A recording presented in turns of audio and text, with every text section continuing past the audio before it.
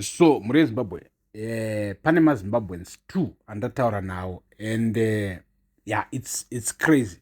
So nezuro ranga riri Zimbabwe Defense Forces Day celebrations and what happened nezuro pane vakaona mavideos, I mean kune vanoona mavideos vakaona mavideos ema-speech ana Mnangagwa blah blah blah blah blah. But because I know my videos zvekuti mostly people they just don't watch them. 2 hours live pa ZBC kana pa G, and so people don't really watch them. But kune vakaona kana kuti vakazooneswa clip. As a matter of fact, pano pamuzinda wevanhu pa YouTube at the Mtapa Times Zuro at our program, during our program the Zim update daily show every day na 7 p.m. patopinda dzese dzedzinyangadza dzirikunyangadza, right? Takashowa isusu Zimbabwe military ichiita display zvombo vachitaura nezvezvombo kuti ichi futi yakazoti iyi ikazoti iri matanks ichichichichi handiti takaona. I put that video iripo, right? So zvakamira zvakadaro, people vakatanga kubvunza questions kuti why all this military show off. So of course Zimbabwe it's not like we have a crazy big military and it not really, or a lot of weapons, no, but izvozvo zviripo izvozvo.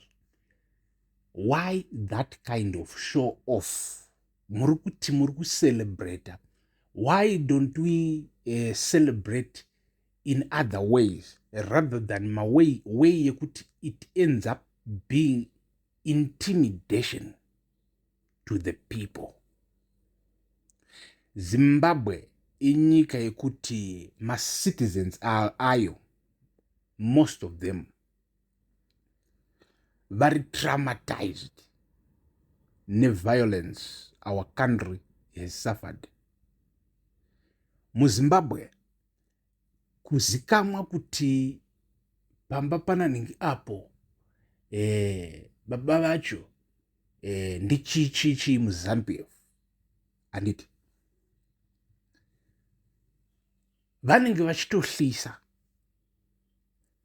ende chinoitika ndechekuti vanhu nenature yedu isusu vanhu tinotora advantage wherever possible. So ivava chibaba cho chechitozviti ndecheZANU-PF munzvimbo imomomo chechitogara chichiongorora vanhu handiti chichivhundusira vanhu kuda kuita senge icho chakatumwa kuti chikutarise vatengesi zvimwe zvimashoko zvokuti kwanzi iwe unongobudikira iwewo woti kwanzi vanhu vatengesi and then wobvunza kuti why? Because havasapoti ZANU-PF. Watengesa chii? Handiti but zvinenge zvichitobatira vanhu magrudge, zvichitovhundusira vanhu zvimadhara izvozvozvo nezvimachembere izvozvo zviriko futi zvimamoms zvine zvichitoita same thing.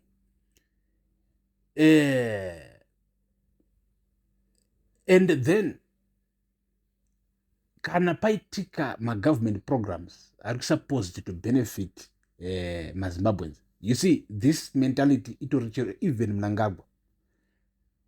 A government program to benefit my citizens and then wakuona chimoms chiya kana chimudhara chiya chemuraini muya chakumhanya kumberi chakuti kwa ava vanga vasanyogwa isu tinyorese isu tiri veZANU-PF handiti zvakuda kutanga kunyogwa futi bhozi ndezveZANU-PF kana kuti izvo ndo zvakutowana mukana wokunyora mazita something chegovernment. Hazvichapi vanhu, people no longer benefit. Zvishoma izvozvozvo zvinenge zvareleaswa negovernment vanhu vopedzisira vasiri kubenefita handiti nekuda kwekuti munhu ari kuzviti ndeweZANU-PF. Unoona things zvinoitika tiri palevel rokuti tichingoona singoti iwe this is simple life, but vanhu vachitokanganisa, vanhu vachikanganisa big time zvoti tifanira kutovamisa. And it's not, you can't politicize government programs.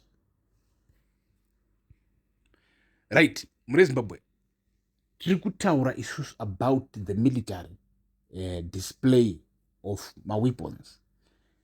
Tiri kutaura izvi isusu nemadhara netumamoms tweZANU-PF tiri kutaura. Chinzwai the connection iri pazvinhu izvi ndeyekuda izvo, ndeyekuti nezuro chaiko chaiko pakaitwa that display of military equipment pa X, pa Facebook, to madhara itototo netumamoms turipo futi pa social media, twakatonotora maclips that display military stuff tukauya twakutovhundusira vanhu pa Facebook kari kuseka pa X pachi munofunga kuti mungaitora nyika inoyi nebhilo nepepa ipo pane military yakadai so.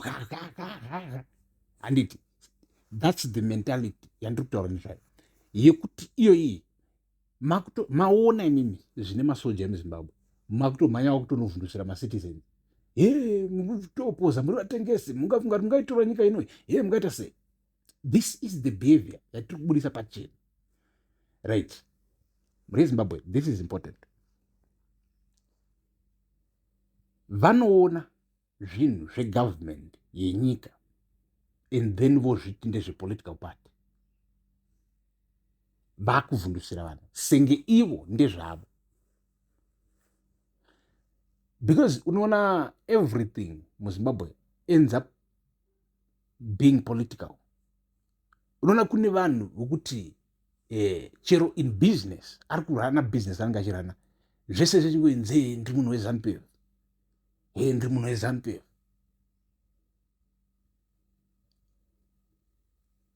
Uri kurana business uri kuti uri munhu weZANU-PF, uri kuda contract, tikakunyima contract kuti tiri kukunyima bhozi uri munhu weZANU-PF.